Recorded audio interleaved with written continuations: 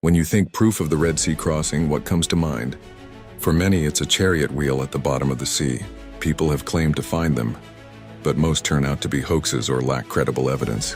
But what if the real proof isn't something you can dig up? What if it's woven right into the story itself? A divine rescue pointing to something far greater. Picture this, a whole nation of newly freed slaves, a massive crowd fleeing Egypt. Behind them, Pharaoh and his elite chariots close in. Ahead lies the Red Sea, vast, impassable. They are trapped, completely hopeless. No human strategy can save them, no weapon can defend them. Freedom feels like a cruel joke. This is the perfect picture of bondage. Trapped by a power you can't defeat, blocked by an impossible barrier. Then Moses speaks words that make no human sense. Do not be afraid. Stand still and see the salvation of the Lord. The Lord will fight for you and you shall hold your peace. Their job wasn't to fight or plan, it was to stand still. God alone would deliver them. That night, he sent a powerful east wind to divide the waters, forming dry ground with walls of water on either side. The Israelites walked through safely. Pharaoh's army in pursuit was stopped. God clogged their chariot wheels gone before. The waters crashed down and destroyed them. This wasn't a battle, it was divine salvation, echoing through generations as God's ultimate display of power.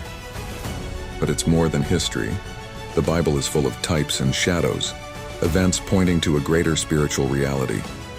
Paul writes in 1 Corinthians that the Israelites were all baptized into Moses in the cloud and in the sea. Egypt symbolizes our slavery to sin. Pharaoh's army represents spiritual forces keeping us captive. The Red Sea itself is both death and life. Judgment for the Egyptians, a path to freedom for Israel. Crossing the Red Sea ended Israel's physical slavery, but it also pointed toward spiritual freedom to come. Moses raised his staff over the waters. Centuries later, Jesus stretched his hands on the cross. The Red Sea rescue was external, freedom from a pursuing enemy. The cross offers internal freedom from the sin inside us. Jesus passed through death itself and rose to new life, and through baptism we share that journey, leaving the old life behind and walking in newness of life.